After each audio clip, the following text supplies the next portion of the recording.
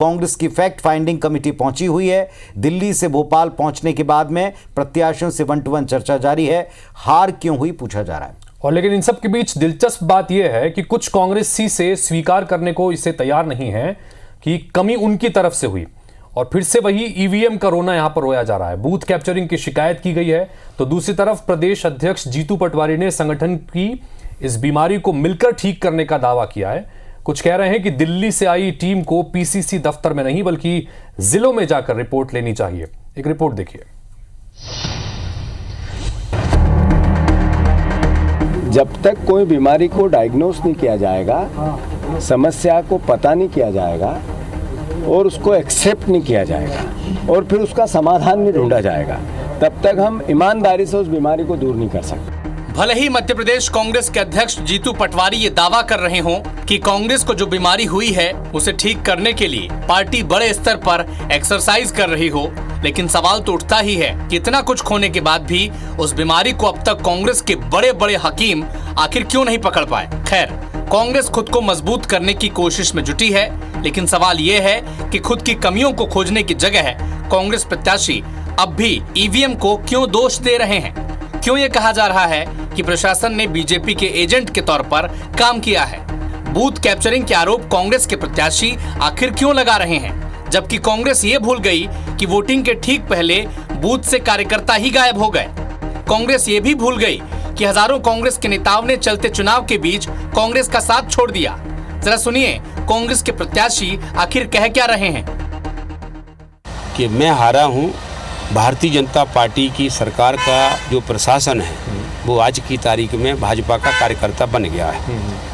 अगर पोलिंग वाले दिन ये प्रशासन गुंडागर्दी करके मुझे नहीं हराता तो मैं कम से कम 2-2.5 लाख वोटों से चुनाव जीत रहा था। 4-5 स्टेटों पे एक तरफा ईवीएम के माध्यम से चुनाव जीता और सरकार बनाई है। जिस प्रकार से आप देखें कि उन्होंने जो ईवीएम के ऊपर जो बात उठ रही थी कि ईवीएम के माध्यम से सेटिंग चलती है, तो उसको भी भारतीय जनता पार्टी ने अपने रणनीति के तहत उसको खत्म करने का प्रयास किया। विधानसभा से लेकर लोकसभा चुनाव तक एक एक कर बूथ लेवल से लेकर पदाधिकारी स्तर तक और पार्षद से लेकर मेयर, पूर्व मेयर, विधायक, पूर्व सांसद स्तर के नेता पार्टी लगातार छोड़ते रहे और उन्हें रोकने की कोई खास कोशिश भी संगठन ने नहीं की। इधर कांग्रेस की फैक्ट एंड फाइंडिंग कमेटी हार के कारणों का पड़ताल करने आई है और ऐसा नहीं है कि कांग्रेस के नेता जानते नहीं हैं कि इस बैठक का नतीजा क्या निकलेगा। खुद पीसी शर्मा कह रहे हैं कि दिल्ली की कमेटी को पीसीसी की बजाय जिलों में जाकर हार की पड़ताल करनी चाहिए। इधर कांग्रेस में मची कलह पर बीजेपी चुटकी ले रही है। नहीं, वो आज और कल वहाँ मीटिंग है। आज और कल वहाँ मीटिंग है और पृथ्वीराज जी और दूसरे लोग आ रहे हैं।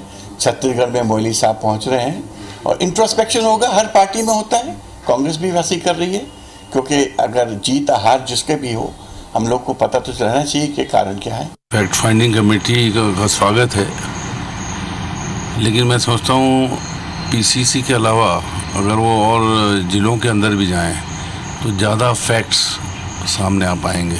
आखिर में ये किसी न किसी के ऊपर दोष बढ़ेंगे, प्रशासन पे दोष मढ़ेंगे, मशीन पे दोष मढ़ेंगे। अपना दोष नहीं देखेगा उनको कि अपने गिरेबा में झांक करके देखें कि आपने जनता से कनेक्ट अपने आप को रखा कहाँ है। जनता से पूरी तरीके से डिस्कनेक्ट हो गए हैं आप।